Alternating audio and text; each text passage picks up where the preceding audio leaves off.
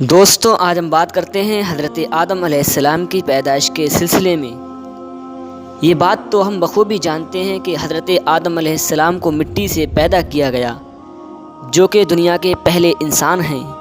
لیکن آخرکار آدم علیہ السلام کی مٹی کو کس جگہ سے لیا گیا؟ کون کون سی مٹی سے آدم علیہ السلام کی تخلیق ہوئی؟ لہٰذا آج کی ویڈیو میں ہم یہی جانیں گے کہ آدم علیہ السلام کی تخلیق کس مٹی سے ہوئی ہے، اور یہ بات سب مسلمانوں کو معلوم بھی ہونا چاہیے۔ تو اپنا اصل مقصد شروع کرنے سے پہلے ہم ایک بات اور بتاتے چلیں کہ جو باتیں ہم آپ کے سامنے بول رہے ہیں، یہ اہل سنت کی ایک عظیم کتاب اسلامی معلومات سے بولی جا رہی ہیں، جو کہ ایک بہت ہی معتبر کتاب ہے۔ لہٰذا ان باتوں کو جھوٹ نہ مانا جائے، بلکہ یہ باتیں اپنی صحیح سند کے ساتھ بولی جا رہی ہیں۔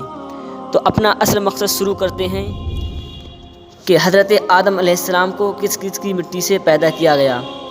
دیکھیے، حضرت عبداللہ ابن عباس رضی اللہ تعالی عنہما روایت فرماتے ہیں کہ میں نے سید کائنات صلی اللہ تعالی علیہ وسلم سے عرض کی، یا رسول اللہ، اللہ تبارک و تعالی نے آدم علیہ السلام کو کس طرح پیدا فرمایا کہ ان کے فرزند ایک دوسرے سے نہیں ملتے جلتے ہیں؟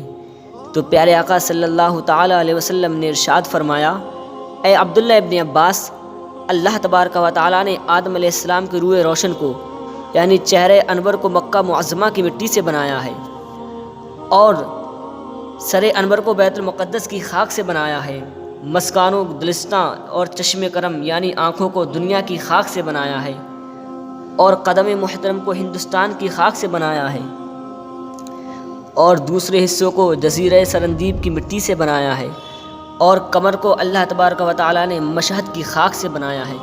تو لہٰذا اے عبداللہ، اگر آدم علیہ السلام کی خاک پاک ایک ہی جگہ سے لی جاتی تو آپ کے فرزندوں میں سے ہر ایک دوسرے سے پہچانا نہ جاتا، سب ایک ہی شکل کے ہوتے۔ یہی وجہ ہے کہ اللہ تبارک و تعالی نے آدم علیہ السلام کو بنانے کے لیے جگہ جگہ کی مٹی استعمال کی۔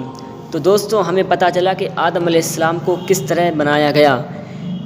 اسی طریقے کی مزید ویڈیو پانے کے لیے ہمارے چینل کو سبسکرائب کریں، اور اگر ویڈیو پسند آئے تو ویڈیو کو لائک اور شیئر ضرور کریں۔ السلام علیکم۔